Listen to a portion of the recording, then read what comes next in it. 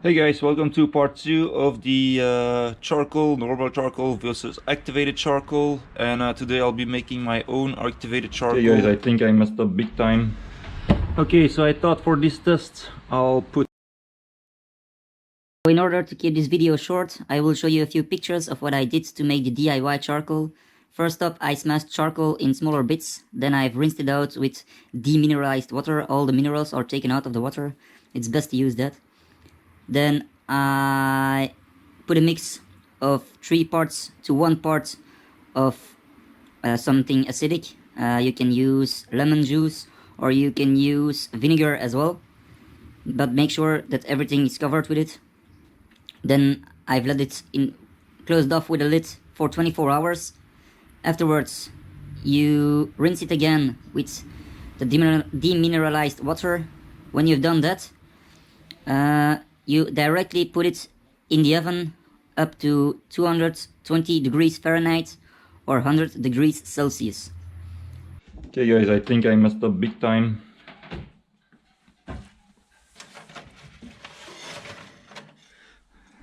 It's not supposed to become grayish. So I think the process is that when it's still wet with all the vinegar or acidity in it, it becomes all steam and gets the pores blown out. You see, I let it dry before I put it in my oven, and that's not a good idea. So I'm going to wet it up again and then put it back in the oven.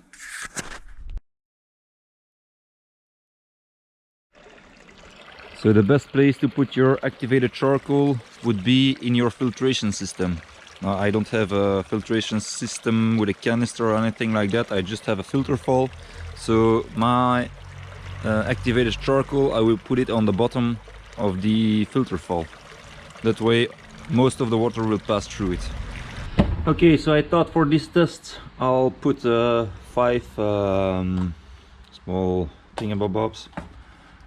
The first one is sample, just this, I won't touch that one. Plainly, that means just charcoal that I've chopped up in smaller pieces. Then you have DIY big, have the big piece. Just going to stick that in the time that I will do the testing, the passing by of all the other ones. The DIY activated charcoal that we did, that is in smaller pieces, the one we made earlier, and then the purchased activated charcoal. Okay, so what I'm doing here, I'm passing it 5 times through the coffee filter, and in each filter, except for the sample one, there is 11 grams of charcoal. So whether it be the DIY activated or the activated that I purchased or the plain charcoal, and all that to have the best outcome, the same outcome for everything. So we'll check out the difference when I'm done filtering everything.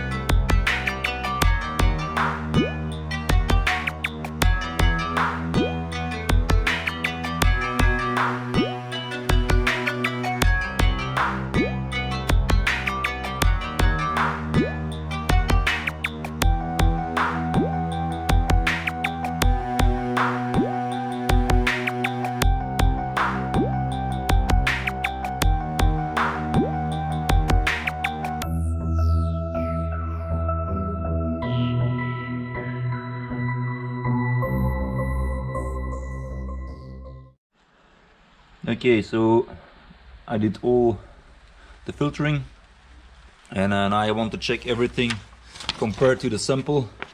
So I'll put the sample on the left hand side, and this is the plain charcoal.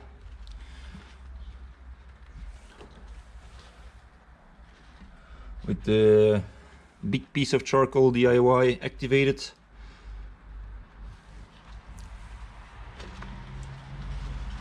smaller pieces DIY activated, and then the purchased activated charcoal, and just see the difference between the DIY and the purchased one.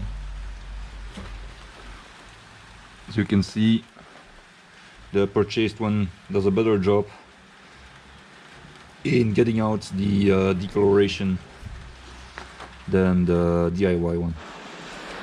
Okay, so I tested for the coloration.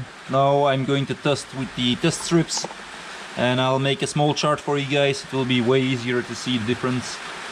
Okay, so while I'm preparing the test strips and doing all the tests, I want to do a big shout out to Just Dempsey and all his mates for subscribing to my channel.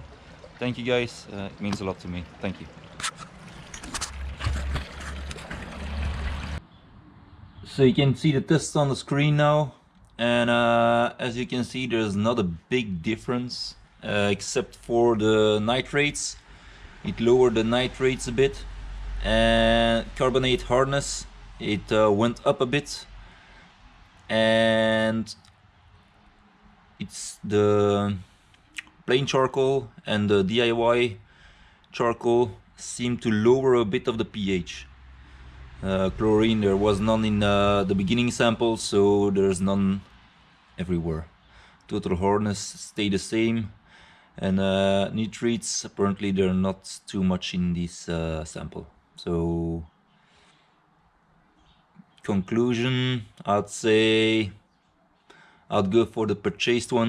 It doesn't cost too much, and the DIY is too much of a fuss compared to the cost of the purchased one.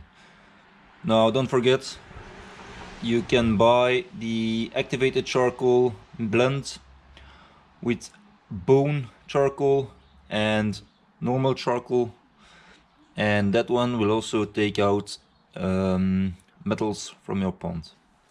Hope you guys enjoy the video, and I'll see you on one of my next videos. If you subscribe to my channel and hit that bell notification to be notified every time I upload a new video. Take care guys, hope you learned something.